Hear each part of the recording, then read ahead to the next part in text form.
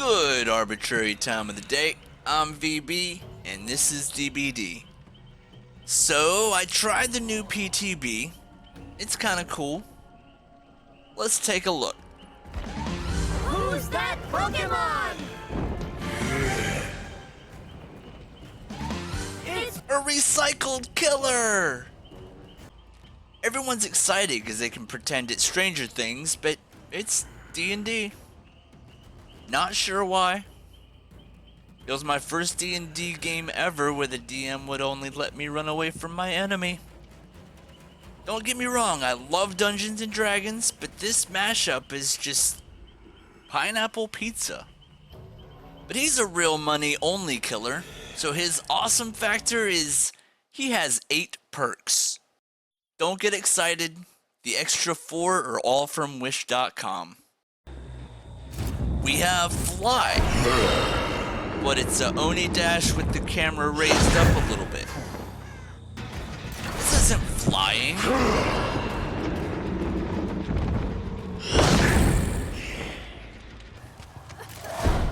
And why can't I do this? I have the distance.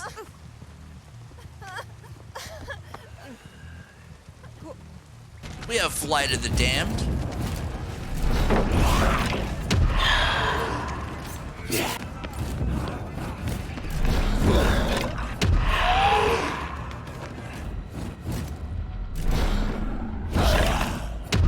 It's the artist Crows, but the survivors don't even have to try to dodge it.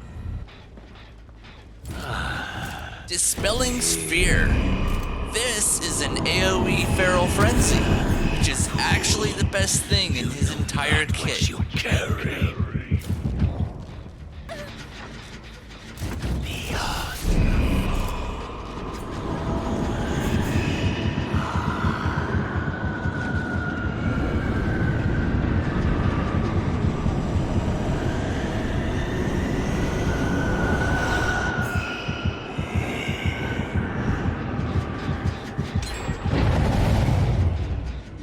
Mage Hand.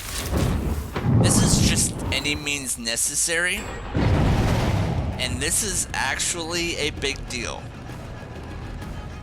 This isn't a perk. You know, like Zanshin Impact is the same code as Windows of Opportunity. It's not shareable. This is part of the killer. This is behavior saying you have to get this specific killer if you want this functionality. Am I gonna get this? Yes. Am I gonna enjoy it? Probably. Why can't we get stuff that we don't already have when it's real money only?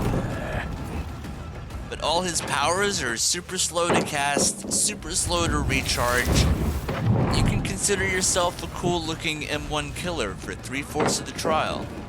And we also have a survivor. We have a Legion thing here where you can choose who to be with cosmetics. We got a female elf and a male something that may or may not be an elf. But I generally call this survivor elf no matter who it is, because I'm not going to try to pronounce either of these names. Now it feels like we have new mechanics at first. It feels fresh, it feels fun, but after a couple games, it's just 2 extra perk slots for specific perks from specific chests that spawn in with the killer, like we have with Singularity, Nemesis, Mastermind. These chests have aura perks to see each of the 4 powers when they get cast. You can equip 1 gauntlet and 1 boots.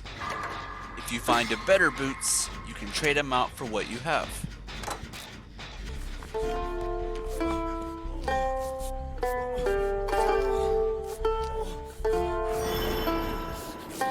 I saw him flying towards me and I was able to escape because of Skyguard.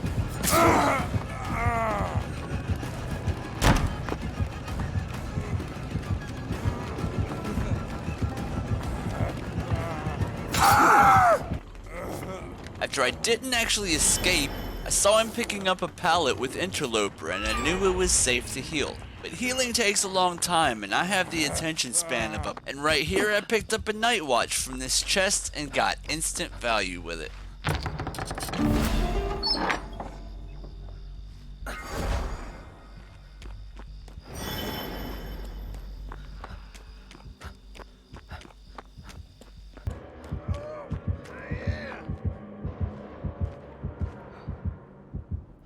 And with the Archivist, I'm able to see the sphere coming at me and dodge out the way. To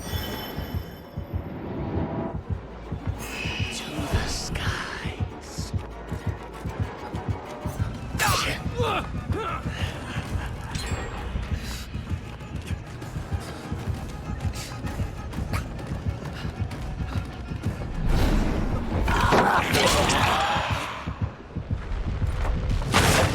Yeah, I'm not very good at surviving.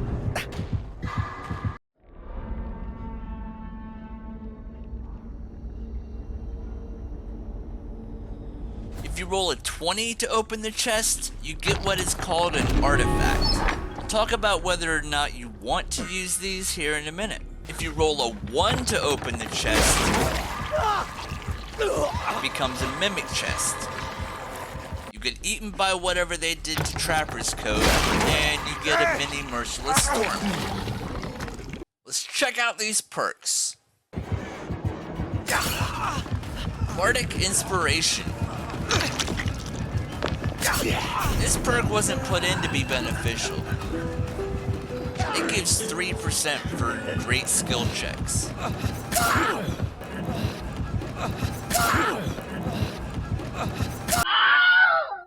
It could be awesome for a hyper-focused generator speedrun. But would I even try to use this in a rando game? No. There's a chance I can scream and jeopardize everyone there. So if I'm gonna whip out my guitar, I'm not gonna be alone.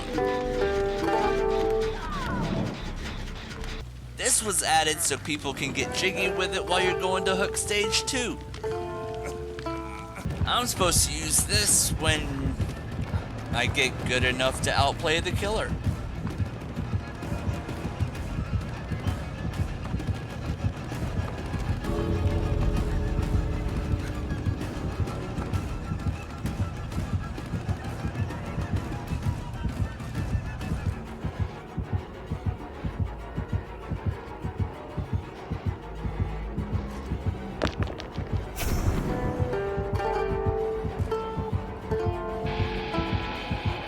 Still sight. I don't have footage of this perk. I used it once. Loaded in, found a totem, got out of line of sight, and no aura. Looked online, the perk was changed. As a killer, a boon will scream at me from halfway across the map. But as a survivor, we have small game, which kinda works sometimes.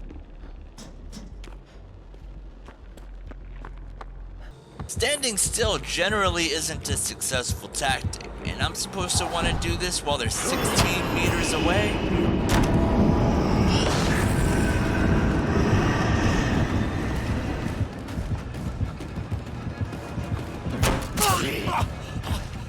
Mirrored Illusion. This one's pretty cool, but I'll give it a month in circulation before everyone sees it's not all there. Also, the killer has counterplay to the counterplay for the killer. I know that's kind of confusing. I'll try again. The survivors are given counterplay against an 8 perk killer in the form of artifacts. The Eye of Vecna and the Hand of Vecna. The Eye lets you rush out of a locker and be invisible for 15 seconds. The Hand lets you rush into a locker and dredge to another random locker. Using both of these injure you, and you can't use the artifact when injured. That's fair. But at the end of both of these, the killer has Killer Instinct on you for about 5 seconds. So if you're still close enough when the Eye runs out, or the Hand doesn't teleport you far enough, you're still injured and tracked. Still an easy down. I was able, or probably would have been able, to get a hook every time an artifact was used. And every time I used an artifact, I was putting myself in danger. Shouldn't I get these artifacts when I roll a 1? And also, I'm not sure how I feel about the Hand in general. It's all like, okay, well, bye. Good luck.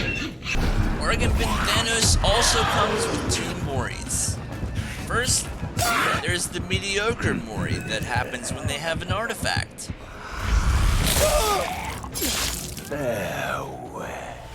Then there's the epic one that happens normally.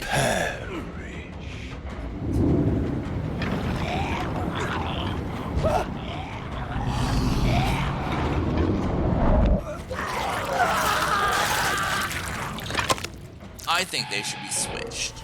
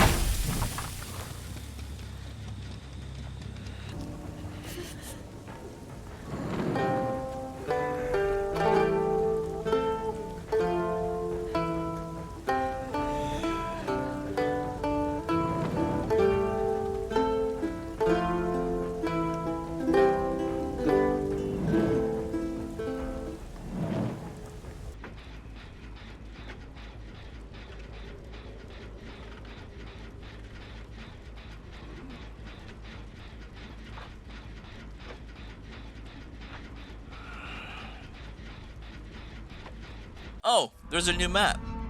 It's kinda cool. And I like the blue they gave the whole realm. Well, here it is.